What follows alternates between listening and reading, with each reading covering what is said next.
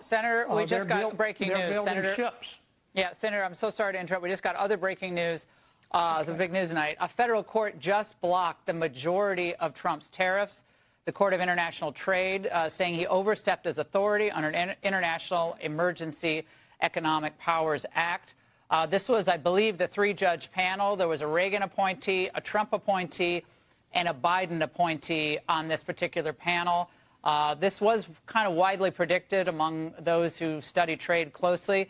So those European tariffs blocked. Senator, your reaction? You mean that a federal judge has intervened with the other two branches' ability to make policy? I'm shocked. That hasn't happened since yesterday. 5 it'll minutes be taken ago. up. It'll be appealed. I think it's pretty clear that the president has tariff authority. Congress gave it to him. Now you can debate whether that was a prudent move or not, but I think it's pretty clear that he has tariff authority. Yeah. And, so this again, I this think was it'll be reversed on appeal. Yeah. Yeah. So they're going to go to the Supreme Court, Senator. It was a three-judge panel, two Republican. I love how Democrats always say it's a constitutional crisis, but they don't police this kind of cabal of these establishment people who benefit from who knows what. Three judges get to decide, oh, the president, you can't do that. And it's exactly what the Senator Kennedy just pointed out. You're telling me that a judge is overcrossing their lane, stepping into the lane of Congress and the legislative branch and the executive office and telling them what they can't are not allowed to do? The government, like I said, the federal agent, the judicial industry is merely supposed to be a referee, right? You can't say foul on the play on the tariffs when Congress, the law's been passed. Last time I checked, the House was responsible for the law. So if Trump's referencing a law to justify what he's doing, you're going to get in the way of that. And all of this, they doing all this just to slow Trump down. As you see from the intro, the U.S. is now collecting $255 billion in annualized revenue from Trump's tariffs. This is why Trump likes to do the on and off, on again, off again tariffs, because it's lucrative. Compound that with the Doge cuts, our tax dollars will be less reliant on us. How can the media spin that as a bad thing? All these economists, time and time again, every time a report come out, liberal economists are shocked. Going from J.P. Morgan's analysts saying that, oh, we got a 50% chance of being in a recession, to the point they were like, no, we lowered it. Now it's going to be a 20% chance of a recession. Remember? These people, Trump hatred, bro. Trump hatred. Breaking yet another court decision that wields the power of the president and blocked the Liberation Day tariffs. What is the point of having Trump if he has no authority? Where was these judges when Biden let millions of people invade our country? America first. America first principle. How is it that you let one president essentially do things untethered, you didn't get in his way, you didn't obstruct him, even though he was doing something that was actively against the Constitution? For instance, the president of the United States' number one job is to defend and manage the border of the country. How then that these federal judges were quiet and let millions of people come into the country, letting Joe Biden give them temporary status, temporary work status? They're here legally now with a wave of a wand. You didn't say nothing, but you draw the line on tariffs, judges. This is what we're hearing. And this is the problem that I have with the Democratic Party, right? Because some businesses say, oh, tariffs are bad, but there's some businesses that said tariffs are good. Here's Nvidia CEO saying that he loves the idea of Trump's tariffs, and he says that Trump's tariffs are visionary. During the earnings call that you trust President Trump and that the president has a vision and a plan. Could I ask if you've talked to him about that plan and if it includes coordinating with Nvidia on policy adjustment that relates to changes in technology export controls? Well, obviously, I don't know all of his ideas, but let me tell you about two that are incredible. The first one is utterly visionary. The idea of tariffs being a pillar of a bold vision to reindustrialize, to onshore manufacturing, and motivate the world to invest in the United States, and it's just an incredible vision. I think this is going to be a transformative idea for the next century for us.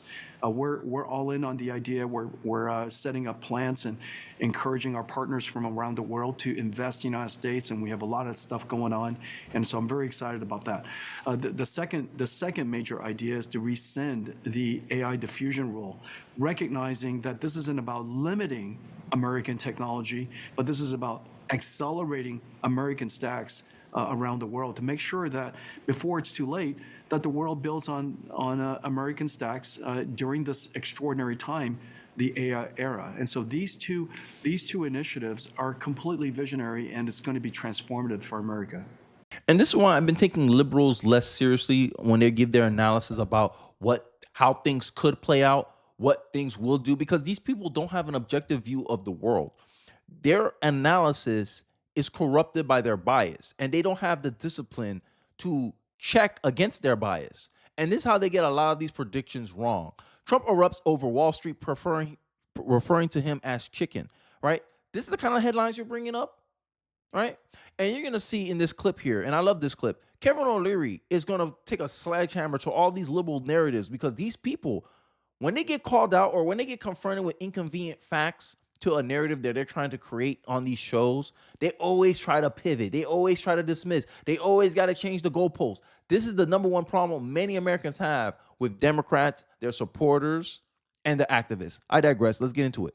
Well, here's the question. What percentage of job loss is fine and okay when the president of the United States, when the president of the United States, we're almost at job employment. What are you talking about? Is the claim that no job loss? Guys, one at a time. One at a time. There's no job loss in America. Hold on a second. What are you talking about? Let me ask a question. We're at full employment. employment. Is the claim that there have been absolutely no jobs lost because of the disruptions created by the tariff? Have you not looked at the unemployment numbers? You better read the numbers. No, I'm asking a question. It's We're not almost at saying full anything. employment. We're almost at full. What are you talking about? That's what Trump was handed. That's an evasion. That's what he was handed. He's doing The economy. What do you mean he was handed? These people, look at the narratives. She said Trump was handed a good, the good economy thing, and then we found out in January, right, when the Democrats thought they could use that to slander Trump's first days in office, they found out, oh, that was during Biden's administration. This is the results of Biden's economy. Always want credit for the good, but none of the responsibility of the bad. Typical Democrat. And I can't give anyone credit if they're not willing to also take responsibility for any of the negatives that happen under their watch, right? How long they've been saying, oh, we're going to see in February, we're going to see in March, we're going to see in April, we're in May. And none of the things that they claimed was going to happen under Trump's tariffs have happened. Inflation didn't happen. Inflation was actually going up. Consumer confidence is actually going up. Prices on certain things are going down now. Wholesale inflation was down in a report in April. These people have been wrong time and time again. They predicted job losses. Trump actually gained jobs during these months. During Liberation Day, during the month of Liberation Day. The narratives don't stop with these people. Every time they've been proven wrong, they find another thing to pivot to. That's what Trump was handed. That's an evasion. That's what he was handed. He's doing The economy's on fire. He's doing what are you talking damage about? to the American economy. Nobody is taking us. What is this job loss? The economy is on fire The right economy now. is doing okay. Damage. Guys, one at a time, damage to please. the American brand. We are a laughing stock. We're a laughing stock in Europe, a laughing stock in Asia. If you're inside the Trump bubble and you're on Twitter with all the bros, it hits hard. It's really good. That's not what the numbers say. The number one destination for invested capital on earth is still over 50% in America. Tonight, right now. So I don't know what you're talking about for a laughing stock. The money pours in. Trillions of dollars comes to America. Why? Best place to invest on earth. Largest Why? consumer economy. I think, Kevin, you're making a great. One second. You're making a great argument for why. Because I'm right. Exactly. These people, bro, they swear we play. That's one thing about the right. We don't play narrative games.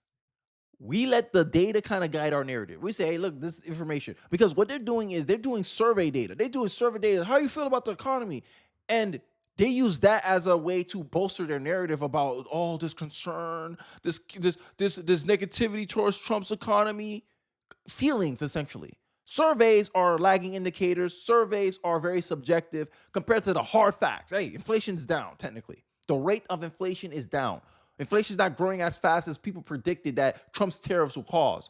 Trump had more job numbers than these liberal economists had predicted, aka they were wrong. Wholesale inflation was down 0.6. They predicted that was going to go up a couple percentage points. They were wrong. Like, make it make sense. And you got a guy who actually is doing business, and a reporter and these people on these panels that they get paid to talk, want to give their opinion about things. And then when he confronts them, hey, where are you getting these numbers from? We're at full employment. Where are you getting these numbers from? Pivot. Oh, he was handed that by Joe Biden. But in January 2025, y'all was just trying to pin the job losses on Donald Trump, even though that was a snapshot of Biden's last days in office. It was still Biden's economy when that January job report came out. Oh, look, job losses. Trump's already losing jobs to the American people. You look at the dates.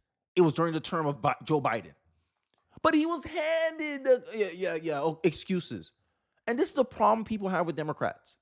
This is my biggest problem with Democratic supporters. They stop paying attention after the big events. They stop paying attention. Now they're paying attention a little bit now because, negativity towards Trump, Democrats love that. They love to hate a guy that don't even know them. They don't even know. They hear innuendos about. They hear gossip about. That's what you believe. But when you look at the evidence, there's no evidence to suggest this framing that the media is trying to get us to buy into. So what they go with, oh, he's damaging the American brand. But then Kevin O'Leary pointed out, we got massive amounts of investment coming into this country. What are you talking about? The tariffs aren't effective. Look, the government is now collecting $255 billion in annualized revenue from Trump's tariffs. You don't think that will benefit the American people? Trump's goal, right? And this is the funny part about these liberals, because I'm an independent. I know some people think, nah, Ken, you're a conservative, you're a Republican. I lean that way, yes, but I'm an independent. My argument has always been, if guy one, Trump, says, hey, I want to create a situation where the government can essentially run only on tariffs. That's why he's putting pressure for the Doge cuts. He wants to make a government where it's so small that the tariffs that we get can fund the entire government, and he can get more money back in the hands of the taxpayer. Who would be mad about someone trying to give that outcome? Who would be mad about that? People who live off the system, and Democrats who can't use the system to bribe and enslave essentially a certain group of voters to continue voting for them. They can no longer run on this, Republicans are to cut welfare and all Section 8 and all this stuff, which all Trump did was add job requirements for food stamps, and people are trying to make the argument that he wants kids to work. Make it make sense. Incentives. Show me the incentive and I'll show you the outcome. If Trump's incentive is, I want the government to be able to be run solely on tariffs, to be funded solely on tariffs, right? People, CEOs of technology companies are seeing the opportunity that Trump is trying to capitalize on. If we get large amounts of investment in this country, if the AI boom happens in America, it will give us an economic advantage. This is why you have to invest in the long term. You can't be like these day traders. I call it gambling with numbers. And this is why Wall Street hated so much. It's not predictable. But they make all this fear mongering for what? You're getting $255 billion. How is this bad for the American people?